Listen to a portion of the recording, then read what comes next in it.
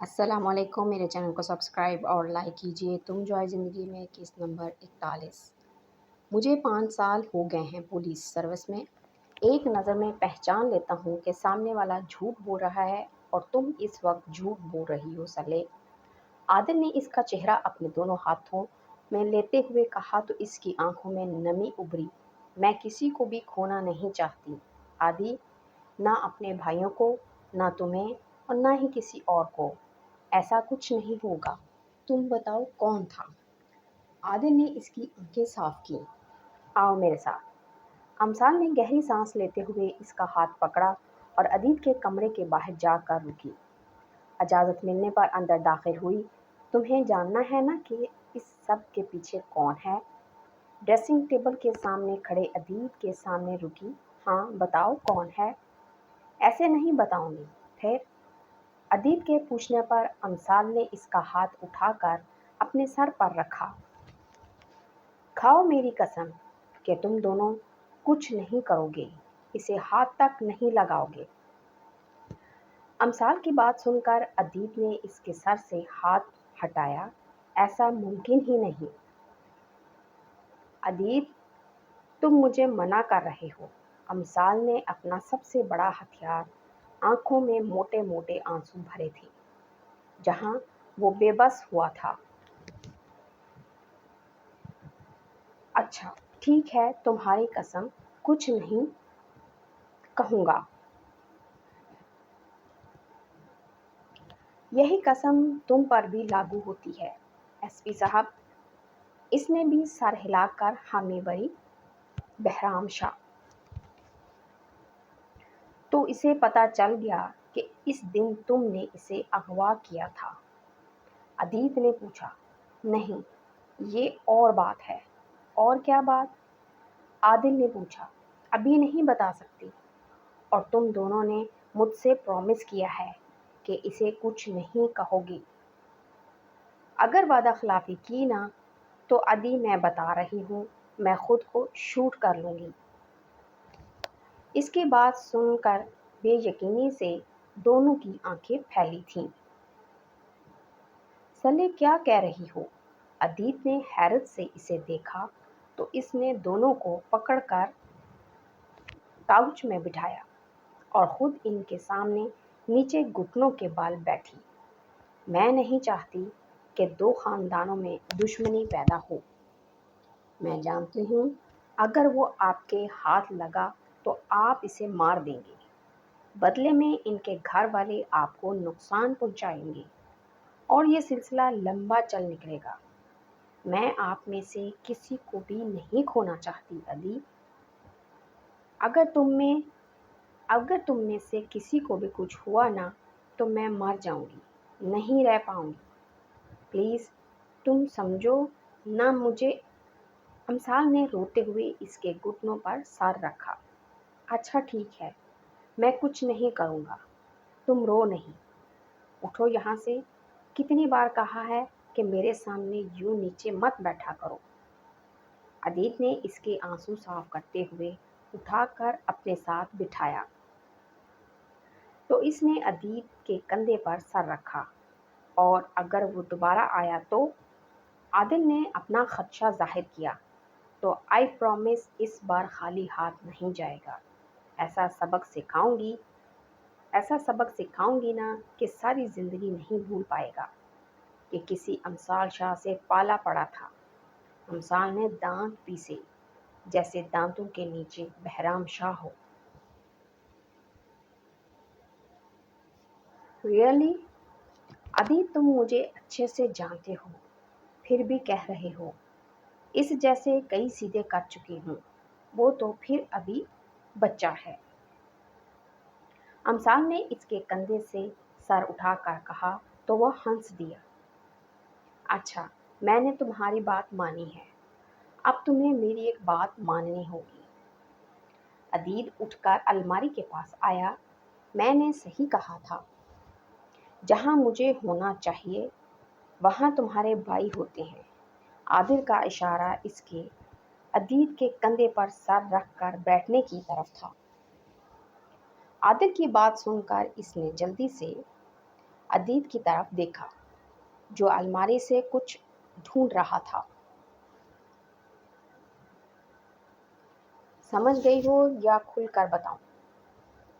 عادل نے معنی خیزی سے کہا تو وہ جھینک گئی۔ عدید نے ایک گھڑی لا کر امثال کے ہاتھ پر باندھی۔ کچھ بھی ہو جائے تم اسے اپنے ہاتھ سے نہیں اتارو گی، کبھی بھی نہیں اتارو گی، ٹھیک ہے نا؟ اس کی تاکید پر اس نے سر ہلا دیا۔ اچھا میں اب چلتی ہوں، ابھی تک ناشتہ بھی نہیں کیا تم۔ امثال نے عادل کو اپنے کمرے میں داخل ہوتے دیکھا۔ ایک اور بات پوچھنی ہے۔ پوچھو۔ بہرام شاہ کے اتنا سب کچھ کرنے کی وجہ؟ دماغ خراب ہو گیا ہے اس کا۔ ہٹو، مجھے نیچے جانا ہے، دادو بلا رہی ہیں۔ جب تک تم مجھے بتاؤ گی نہیں میں تمہیں یہاں سے ہلنے بھی نہیں دوں گا۔ کہتا ہے تمہیں چھوڑ دوں، رشتہ بھیجنا چاہ رہا ہے اپنا، تم سے ڈائیورس لینے کا بول رہا تھا۔ اب خوش؟ اس کی بات سن کر عادل نے تیلیاں چڑھائیں۔ تو تم نے کیا کہا؟ منع کر دیا؟ اب جیسے بھی ہو، نکاح تو ہو چکا ہے۔ امثال نے اسے چڑھایا۔ تو بات اتنی کیسے بڑھی؟ دھمکی دے رہا تھا کہ یا تو اس کی بات مان جاؤں یا پھر وہ تمہاری جان لے لے گا۔ تو تم نے کیا کہا؟ جانے وہ کیا سننا چاہ رہا تھا۔ کہنا کیا تھا؟ اس کی بات پوری ہونے سے پہلے ہی اس کا گریبان میرے ہاتھ میں تھا کہ اگر ایسا کچھ سوچا بھی تو عبرتناک موت دوں گی۔ امثال کی بات سن کر عادل کے ہونٹ گہری مسکراہٹ میں ڈھلے تھے۔ اتنی محبت ہو گئی ہے اس 2 نمبر ایس پی صاحب سے کہ اس کے خلاف بات بھی نہیں سن پائی۔ عادل نے ایک قدم اس کی طرف بڑھایا۔ تم پھر سے فلرٹ کرنے کی کوشش کر رہے ہو۔ امثال 2 قدم پیچھے ہوئی۔ تو کیا نہیں کرنی ہو؟ عادل نے ایک قدم مزید آگے بڑھایا۔ بالکل بھی نہیں۔ امثال ایک قدم مزید پیچھے ہٹی۔ مگر رات کو تو کوئی بڑی بے چینی اور بے صبری سے انتظار کر رہا تھا۔ مجھے دیکھتے ہی اس کی آنکھوں میں جو چمک آئی تھی وہ قابل دید تھی۔ اس کی مسکراہٹ دیکھ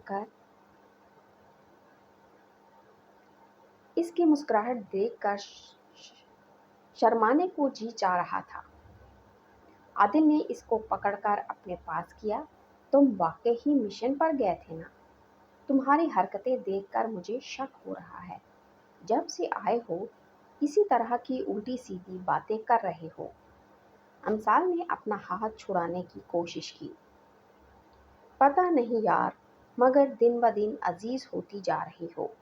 اگر یہی حال رہا تو کسی کام کا نہیں رہوں گا۔ ایک بات کہوں؟ امثال نے اس کے قریب ہوتے ہوئے اس کے چہرے کو اپنے ہاتھوں میں لیا۔ کہو۔ اس کو خود کے اتنا قریب دیکھ کر وہ تو کہیں اور ہی پہنچ چکا تھا۔ تم جانتے ہو کہ میں کیا؟ وہ اس کے سحر میں جھگڑا جا رہا تھا۔ تم مجھ پر لائن مار رہے ہو۔ امثال کی بات سن کر اس کا فسوں ٹوٹا تھا۔ لا حول ولا قوت۔ اس نے سر جھٹکا۔ شہری بھائی آپ؟ امثال نے اس کے پیچھے دیکھتے ہوئے کہا تو اس نے جلدی سے اس کا ہاتھ چھوڑا تو وہ دروازے کی طرف بھاگی۔ یہ چیٹنگ ہے یار، عادل نے دور کھڑی امثال کو دیکھتے ہوئے کہا تو زبان چڑھاتے چلی گئی۔ پیچھے وہ سر پر ہاتھ پھیر کر رہ گیا۔ لو بیٹا تمہاری بریانی آ گئی۔ ساریہ بیگم نے بریانی کی ٹرے اس کے سامنے رکھی۔ وہ جانتی تھی کہ ایک پلیٹ سے ان کی بیٹی کا کچھ نہیں بننے والا تھا۔ ماما یہ بیمار بن کر فالتو میں سب سے خدمتیں کروا رہی ہے۔ صبح نانو نے اس کے لیے کڑی اور نہاری بھجوائی تھی اور اب آپ اس کے لیے بریانی بنا کر لائی ہیں۔ ہمیں تو کوئی پوچھتا بھی نہیں ہے۔ بازل نے جل کر کہا۔ ہاں واقعی میرے بیٹے کو تو کوئی پوچھتا ہی نہیں۔ وہ الگ بات ہے کہ ہر چیز میں تم آدھا حصہ بڑے دھیان سے بانٹتے ہو۔ ہاں تو جب مجھے میرا حق نہیں ملے گا تو مجھے آواز اٹھانی پڑے گی۔ اگر تم باز نہیں آئے نا تو تمہاری آواز کے ساتھ ساتھ میں تمہارا گلا بھی دبا دوں گی۔ ایک ہاتھ ابھی میرا سلامت ہے۔ امثال کا اشارہ اس کی پلیٹ کی طرف تھا جہاں وہ بڑے انہماک سے بریانی اور بوٹیوں کا پہاڑ بنانے میں مصروف تھا۔ خبردار جو تم دونوں نے کوئی پھیلاوا ڈالا، اور بازی تم بہن کو بھی کھلاؤ، میں ذرا تمہارے بابا کو چائے دے دوں۔ ساریہ بیگم کہتے باہر نکل گئی۔ ہاں یاد آیا، یہ تمہارے اور ذروہ کے بیچ کیا چل رہا ہے؟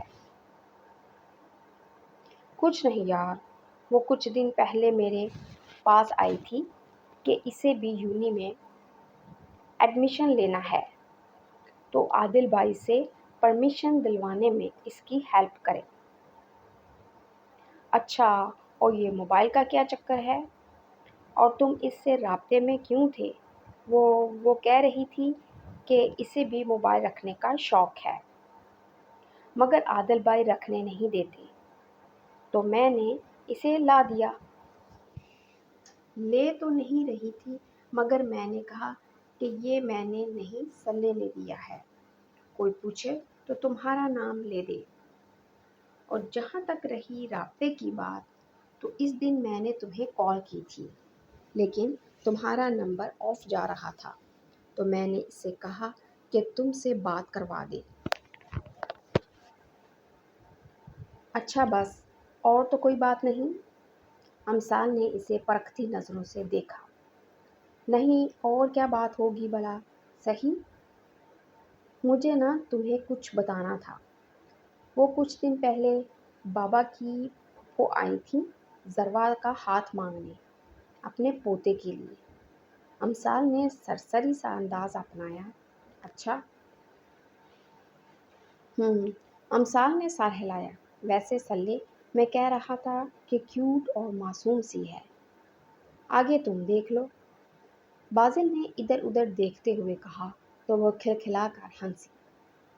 اندر آتے شہریار نے محبت سے اسے دیکھا تھا۔ کیا بات ہے بھائی، میرے شہزادے کو کیوں ہنسی آ رہی ہے؟ میرے شہزادے کیوں ہنس رہے ہیں؟ بھائی آپ کا یہ والا شہزادہ کہتا ہے کہ وہ اب جوان ہو گیا ہے، اس لیے اس کا کچھ سوچا جائے، اور میرا بھی یہی خیال ہے کہ کچھ سوچ ہی لینا چاہیے۔ ہاں اس کے لیے سوچو، اور میرا کسی کو بھی خیال نہیں ہے۔ اگر تم لوگوں کو یاد ہو تو میں 5 سال بڑا ہوں مگر یہاں کسی کو فکر ہی نہیں ہے۔ 2 کروا کر بیٹھے ہیں اور تیسرا تیاری میں ہے۔ ادیت نے کافی کے مگ اس کے سامنے رکھتے ہوئے جلے دل کے پھولے پھوڑے۔ میں نے تو اس دن کہا تھا کہ سدرا آپی کے بارے میں سوچ لیں، خوبصورت ہونے کے ساتھ ساتھ سمجھدار بھی ہیں اور آپ کے غصے کو بھی جھیل لیا کریں گی۔ سلے، میں نے کب غصہ کیا ہے بھلا؟ ادیت نے اسے آنکھیں پھاڑ کر دیکھا۔ کیوں، اس دن ڈاکٹر پر چیخے نہیں تھے؟ سچی بتاؤں تو میں بھی بہت ڈر گئی تھی۔ ہو کیا امثال اور ڈر گئی تھی، میں مان ہی نہیں سکتا۔ بازل نے نفی میں سر ہلایا۔ تمہیں نہیں پتہ، اس دن یہ سرخ آنکھیں اور سخت چہرہ لیے کوئی ویمپائر ہی لگ رہے تھے۔ مجھے لگا میں نہیں بچتی، ہارٹ اٹیک سے ہی مر جانا ہے، ہارٹ اٹیک سے ہی مر جانا ہے میں نے، اللہ نہ کرے۔ تینوں کے منہ سے بیک وقت نکلا تھا۔ امثال کھلکھلا کر ہنسی، واہ بھائی کیا ٹائمنگ ہے۔ اچھا بھائی ایک بات بتاؤں، اس دن وہاں ایک نرس اسے کافی دیر سے تاڑ رہی تھی، جیسے ہی ان کا غصہ دیکھا بیچاری دبے پاؤں کھسک گئی۔ سچویشن کچھ بھی ہو، تمہاری نظریں ہر طرف گھوم رہی ہوتی ہیں۔ شہریار نے اسے چت لگائی۔ اچھا چلیں 10 بج گئے ہیں، جا کر سو جائیں۔ امثال نے ادیب اور شہریار کے چہرے پر تھکاوٹ دیکھتے ہوئے کہا۔ نہیں، ہم لوگ یہیں سوئیں گے۔ ہرگز نہیں، آپ تینوں میں سے کوئی بھی میرے کمرے میں نہیں سوئے گا۔ مجھے یہ میرا کمرہ کم اور فٹ پاتھ زیادہ لگتا ہے، جہاں جگہ جگہ فقیر سو رہے ہوتے ہیں۔ اپنے اپنے کمرے میں جاؤ اور سکون سے لمبی تان کر سو جائیں۔ نہیں بچے، تمہیں رات میں کسی چیز کی ضرورت نہ ہو اس لیے ہمارا یہاں ہونا ضروری ہے۔ بالکل بھی ضروری نہیں ہے، مجھے کچھ نہیں چاہیے، آپ اٹھیں چلیں۔ سارے دن کے تھکے آپ رات کو بھی سکون نہیں کریں گے۔ امثال اس کو بازو سے پکڑ کر کھینچتے ہوئے باہر لے گئی۔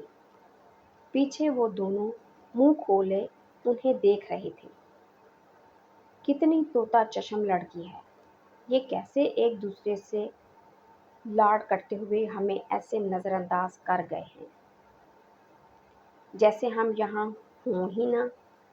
ادیب نے منہ بنایا، ہماری بےزتی نہیں ہو گئی؟ ادیب نے بازل کے کندھے پر سر رکھا۔ کوئی نہیں، تم فیل مت کرو، بازل نے اسے حوصلہ دیا۔ چلیں بھائی، گڈ نائٹ، سو جائیں، میں ذرا انہیں بھی گڈ نائٹ کہہ لوں۔ امثال مسکراتے ہوئے اپنے کمرے کی طرف پلٹی۔ تم لوگ ابھی تک گئے نہیں؟ چلو نکلو یہاں سے، میرا سونے کا ٹائم ہو گیا ہے۔ امثال نے چٹکی بجاتے ہوئے انہیں دروازے کا راستہ دکھایا۔ سلے؟ ادیب نے صدمے سے دیکھا۔ کیا سلے؟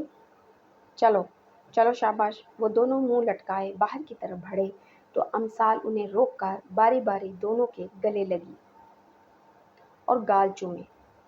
ابھی پوری طرح سے ہوش میں نہیں ہوئے تھے کہ امثال نے انہیں پوری قوت سے دھکا دیا اور وہ کمرے سے باہر کوریڈور میں جا گرے۔ شب بخیر۔ امثال نے دروازے کے بیچوں بیچ کھڑے ہو کر ہاتھ ہلایا۔ کوریڈور ایک دم قہقہوں سے گونج اٹھا تھا۔ سامنے مصطفیٰ شاہ، عادل، عائشہ اور شہریار کھڑے تھے۔ پتر ایسی شب خیر میں نے اپنی زندگی میں پہلی بار دیکھی اور سنی ہے، مصطفیٰ شاہ نے ہنستے ہوئے کہا۔ یار دادا جان، آپ بچائیں ہمیں، اٹھانے کے بجائے ہنس رہے ہیں، اور آپ لوگ یہاں کیا کر رہے ہیں؟ ادیب کراتے ہوئے اٹھا اور ہاتھ دے کر بازل کو بھی اٹھایا۔